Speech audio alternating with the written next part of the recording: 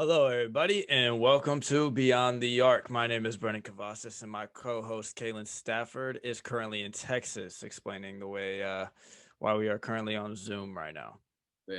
I moved to Texas with my dad. A lot going on, uh, situation with my family and stuff. But I'm gonna be back soon, eventually. Get my money up. And yeah, that's why we're in Zoom right now. So Yep, and from this point forward, for at least a little bit, we're gonna be kind of doing this Zoom thing. We're gonna see how it works out for us. But without further ado, we're gonna get into today's episode of Beyond the Arc.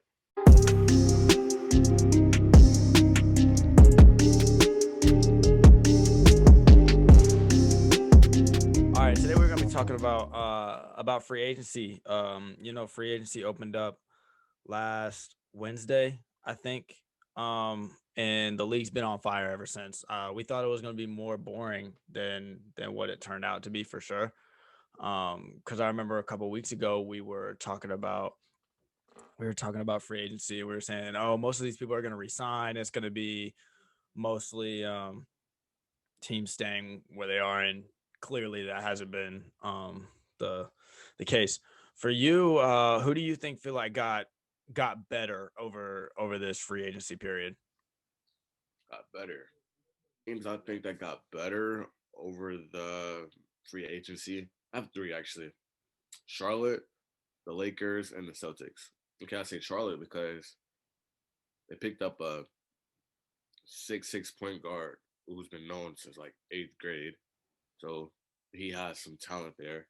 Also picked up Gordon Hayward, even though he was hurt the last, like he has been playing at like his best potential because he's been hurt. So it wasn't like a drastic like change, but it was enough for Charlotte. Another one, the Lakers.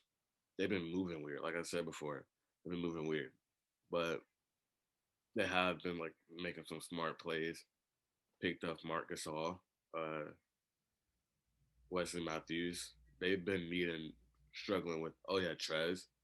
Yeah, they've been struggling with finding point guards and stuff like that. They already got the big man secured, so no reason to worry about that. Well, who else? And then the Celtics, they picked up Jeff Teague and Tristan Thompson, as well as Gordon Hayward, and I feel like that was a nice move because Gordon, like I said before, he wasn't who he was his first few years of playing. So now they have a backup point guard. They have decent point guards, and then they have Tice and Tristan. And so I'm like, yeah, that's nice little moves. I feel like those were the only teams I think like that actually did some moves, got better. Yeah, for sure. The Lakers, 100%. Um, I think we're looking at a championship team that has done nothing but get better since the day that they raised that trophy. Mm-hmm. When they picked up Dennis Schroeder, they definitely addressed some point guard issues. Some point guard or some guard scoring. Let's just put like they didn't really have a scoring guard. I mean, you would have Rondo would go off for a night, or Danny Green would hit a couple threes, or I mean, when Avery Bradley was playing with them, he would do some work, but they let him go, and then they brought in Dennis Schroeder, and I think that's a great pickup. I think that does exactly what you want to see out of the Lakers moving forward. They also picked up Trez. You're right. Address good big man issues with Trez and Marc Gasol. That's important for them. Um, I do think teams like the Suns. I think sending CP to Phoenix with Devin Booker and DeAndre Ayton. I think that's a insane pickup. But I mean, again, they're not contenders, so we're not looking at improvement. I don't feel like there was a whole lot of improvement among the contending teams outside of the Lakers. Yeah, You know, like the Clippers didn't get better. right. Um, the Celtics got better, but they're not contending. There's no way they're going to contend this year. The Toronto Raptors aren't going to contend this year. The Brooklyn Nets haven't made They haven't made the trade for James Harden yet. So until they do that, I can't even say. And even if they do that, I don't feel like they can beat the Lakers right now, because you look at the Brooklyn Nets and they have a lot of talent if they add James Harden. But as an overall team, they're not going to be better than the Lakers. They're just not going to be. Yeah. I do feel like that as we get towards more of the more of the regular season, we're gonna see more trades play a role, like for James Harden and stuff like that. But as far as free agency, I definitely feel like the Lakers have absolutely blown everybody out of the water. Like it's not even close. Um, the last time we saw a team coming off of a championship do this good in free agency was when the Warriors signed Kevin Durant, and they only signed Kevin Durant. You know what I'm saying? Like we just watched a championship team improve at 3 positions. Like now you have to look at the Lakers and you say, okay, when LeBron and AD get off the floor, then we got to worry about Dennis Schroeder, Montrezl Harrell, and Marc Gasol. You know, that like that coming off the bench with Kuzma. Let's not, and I know I talk a lot about Kuzma. I talk so much trash about Kuzma because I can't stand Kuzma. Like I just don't like the way he plays. I don't think I think he's overhyped. I just think he is. I think he was overhyped in the draft. Um, but he can score 15 a game. Like let me not say he's complete garbage. He's definitely going to score 15 to 20 points a game. And if he chose any year to break out, this would be the year for him to break out. And we could possibly see that out of him. I think the Lakers are going back to back. I think it's secured by the way that they have played this free agency. Depending on the trades and going forward, it's just gonna, sway whether their chances lessen or grow. You said that they're cheating, or that their moves are sus. Why do you believe so? Why do you think the Lakers are doing some dirty stuff? I don't see any other team that's moving like how they're moving. It's the Lakers. I know, but like that's just weird. That's an LA market. Everybody wants to go to LA. Everybody. Just pop up and pop up. They're trying to get Giannis now, bro. They're trying to get Giannis. I saw. You're right. Easy. Well, that's the only reason why AD hasn't signed his contract. He's talking about that he's waiting for a year, whatever, to see if they could get Giannis, whatever. I don't buy into it. I feel like that's just cap. Like they're not getting Giannis. You never know with them. When it comes to the Lakers, you never know. Man, if they get Giannis, bro, the season is over. We're not having a season. We're not having one. Nobody's gonna play. I promise you. It's not even fair at that point. You got LeBron, AD, and Giannis on the same squad? It's crazy. Sorry, what? That's crazy. Man. They went to Golden State. Should have did. Go all the way. Whatever. We can still get Giannis. I don't even want to hear all that. Yeah, I'm not.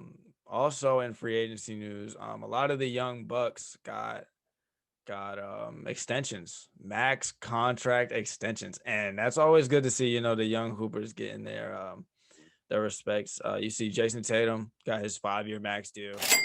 Brandon Ingram got his 5-year max deal. Bam Adebayo got his 5-year max deal. De'Aaron Fox got his 5-year max deal.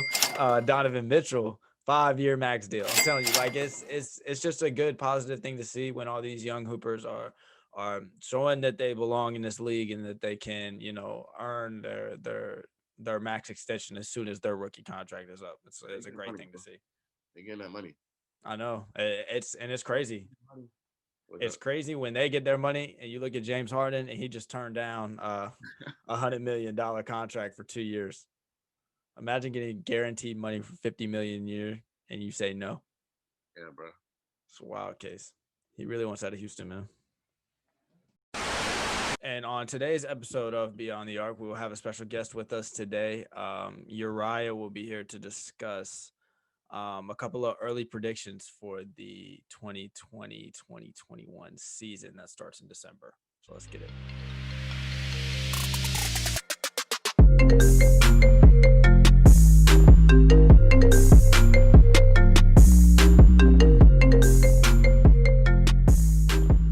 Welcome to Beyond the Arc, Uriah. He's a fellow YouTuber. Shout out to Uriah 2Wavy. Y'all go check out his channel. He be on the YouTube stuff as well. How's it going, Uriah? How you doing today? Man, I'm doing great. I'm doing great. How y'all doing? Doing good. That's straight. We good. We good. We good. All right. So today we're gonna make a couple of predictions. Some predictions that are definitely too early. But we're gonna make some predictions about the 2020-2021 season that's starting in December 22nd. Okay. So in your opinion, who do you feel like? I mean, who's gonna make the finals? Who's gonna be a letdown? Like, what are your earliest predictions about this upcoming season? All right. So for the finals, right? I think AD and his Showtime Lakers easily. They probably. I'm gonna say they going to the finals, and with because their team last year wasn't like, if we're gonna be honest, their team last year wasn't really good, and they've made some big power moves in the offseason. So I feel like if we're gonna keep it 100, I think they're gonna go to the finals. I feel like during their playoff run, they might only lose like 4 games at most. I don't see them losing a lot of games or going to even a lot of game sixes during the playoffs. I'm not gonna lie. For the Eastern Conference, I have to say, I want to say if Brooklyn can get Harden, I feel like Brooklyn's gonna go because I know they're gonna have to put KD. I feel like they're gonna, at least for the first like 30 games of the season, they're probably gonna have him on minute restrictions because he's just coming off a severe injury, minute restrictions. So if they get Harden, that lessens the load for KD to have to come because Kyrie was dropping 50 points last season and still losing games. So they put him on minute restrictions, get Harden, it takes the load off of KD, and they can work out how they want to work out the starting lineup and everything and how they do the minutes. But I think if Brooklyn gets Harden, they're definitely going to the Eastern Conference Finals at least. At least. Yeah, at least that's got to be the minimum. If they get Yeah. Harden, that's the minimum. There's no way that you can have KD, Kyrie, and Harden and still like make less than the Eastern Conference Finals. That's worse than the Clippers. Like we'll forget all about the Clippers and their mistake last year if that happens this coming season for sure. Oh yeah, definitely. Yeah. I agree with you with the Lakers though for sure. I feel like they're on the track to go back to back. I feel like they do have a better team than they did last year.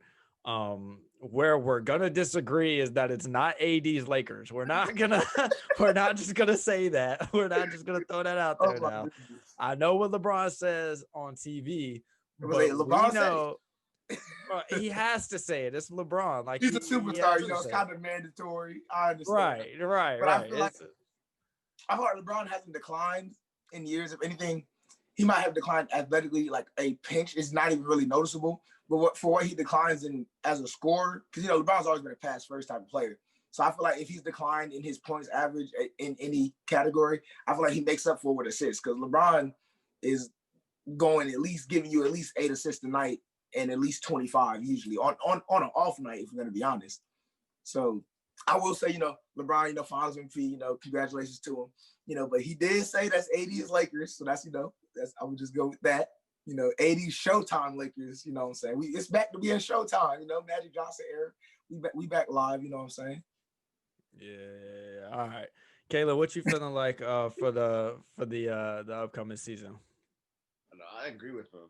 It's just with all these new teams, you don't really know what to expect because the chemistry could be there, could be off. You know, James Harden is going to leave his fellow OKC player for another one. So it's like, is their chemistry still there? Is it like something that's going to have to develop? But like Lakers, what they do have an advantage is that they have their main players. They're not really adding new talent to their, like LeBron's always going to be that number one and AD number two or it's stuff like that. That's really all they need.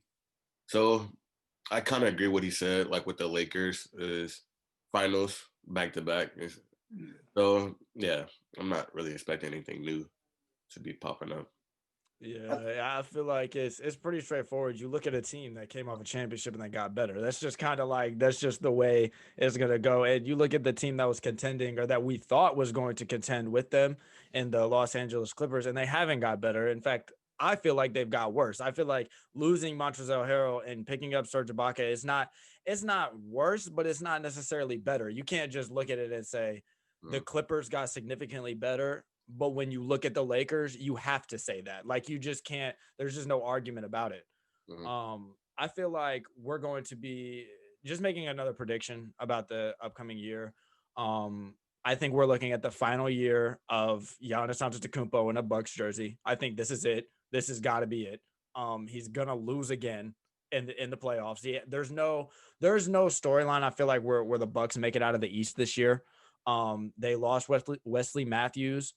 They lost. Did they lose Eric Bledsoe yet? I know they were trying to ship him out. So there was talks about that. Yeah. Just the Milwaukee Bucks are not suited to win. They would not lose they would not beat the Celtics this year. I don't feel like that's possible. They're for sure not beating Brooklyn, because if Brooklyn has Katie and Kyrie, there's no way that the Bucks can handle them defensively. There's no way.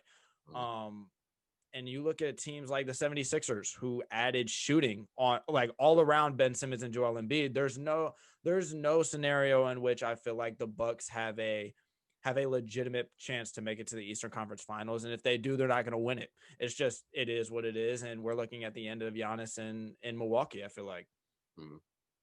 All right. So y'all hit like 3 different points. So I think like 2 or 3 different points. And I was gonna say what he was saying about the Lakers. I feel like they increased really well because their bench. You got to think last season they were giving Jared Dudley minutes. I'm gonna be honest. If you have a team where you have to give Jared Dudley minutes, like even if you got to give him 6 minutes just so somebody can get a water break, bro, like that team could use improvement. And picking up Dennis Schroeder, that was a big improvement because last season I want to say he was averaging like between 18 and 22. He was up and down, but he was still doing pretty good. That's good bench production for the Lakers if they put him in. And then you was talking about Giannis. I honestly feel like we're not gonna even see Giannis a whole year in a Bucks jersey because I feel like they know that he's gonna leave in the free agency next year. So they're gonna try to get some value out of him before they leave. Because if they just keep him the whole year and then he leaves, they get nothing out of it except a lost superstar. But you could trade Giannis for not even like 2 superstars. You could trade Giannis for like 3 really good, like 1 superstar and like 2 really good role players, or 1 superstar, a role player, and a first round pick or something. Like Giannis has a lot of value to his name, so I don't even think we're gonna see him a whole season as a Bucks in a Bucks uniform. But I know for sure that Giannis is either going, once he is traded, no matter where he goes in the offseason, he will either be going to the Miami Heat or the Warriors. Like there's no question about it. Those are the 2 choices he has. Now, me personally, I would like to see about Miami, or I'd like to see, and I know this is crazy for me to say, but if Giannis went to the Suns with Devin Booker, I'm just saying that would be a really good Devin Booker, Giannis, and DeAndre Ayton. That's a really cold top 3 for your team. Yeah, for sure. I don't feel like. I mean, the Suns. There's no way. Like, there's just no way. There's no way. Yeah, there's just no way. Like, that's reaching for stars. Miami and the Warriors, I definitely can see. I can definitely see. Yeah, I think the Warriors have less of a chance now. Because I mean, they can sign him. Like that was always what I felt like they should have done. They should hold off on him this year and sign him when he's a free agent next season. But I think you're right. I think there is a possibility that he doesn't even see the end of this season as a Milwaukee Buck, because why does he need to stay? What ties does he have?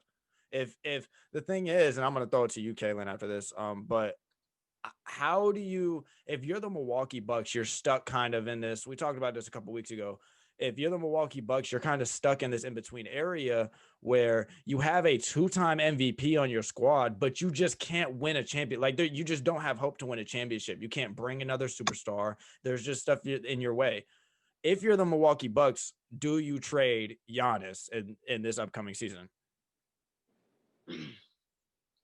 My perspective, I would keep him.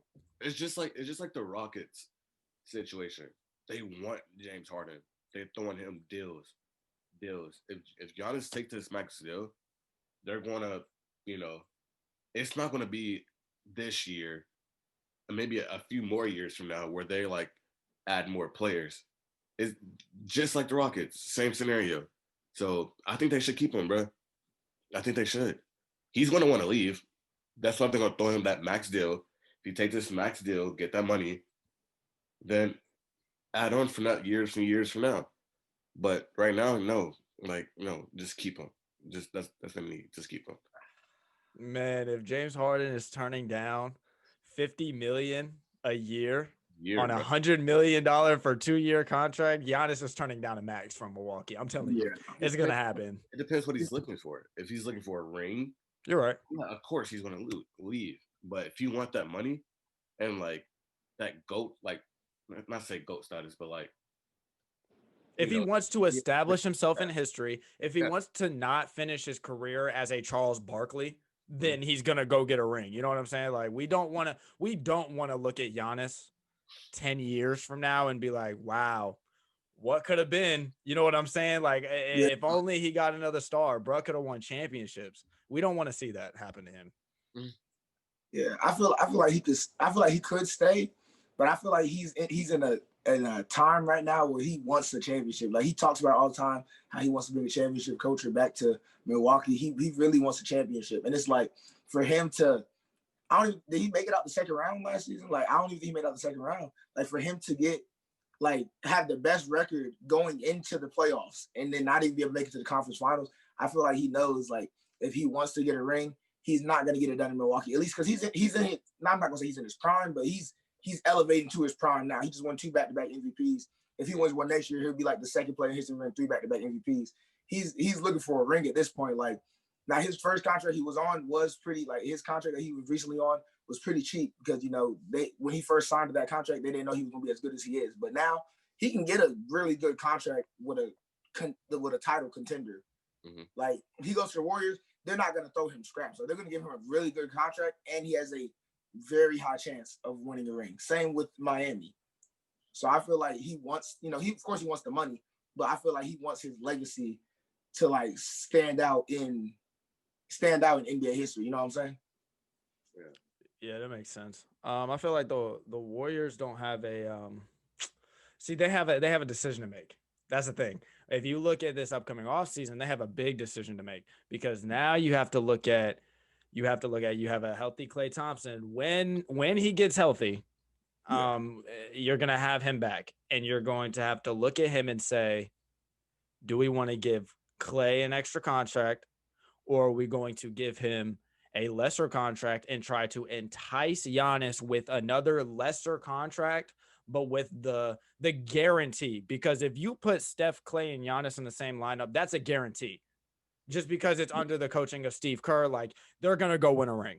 The only way they're going to lose is if you have KD, Kyrie, and Harden on the same team, plus a really good team, plus a really good coach. You know what I'm saying? Like it's just the Warriors just didn't have all that put together. They have all the talent, all the good coaching, the good team aspect that the Brooklyn Nets don't have. All the team aspect. They don't have the good coach necessarily. We don't know yet because of Steve Nash. It's his first year. But on the flip side, on the Lakers, they have the good team chemistry. They have LeBron James. They have good coaching. They might not necessarily have the talent of a Kevin Durant, a Kyrie, and a Harden, but they got that team. Warriors got both. And then you throw Giannis in there, guaranteed. That's a ring. Like there's no question about that. I want to see that. Because Draymond already locked down the paint anyway. You throw Giannis in there with the paint too, it's over. Ain't nobody scoring. I promise you. I want to see that. Yeah, for sure. I want to see that. We know you do. I think it was very good. I want to see that. But yeah, all right. Appreciate you for coming out, Uriah. It was a good time. We got to make some early predictions. We're gonna hold them. We're gonna hold on to these predictions because the season starts in less than a month. We got less than a month away. But I appreciate you. Appreciate everybody for watching the episode. It's gonna be a good week. We'll see y'all next week.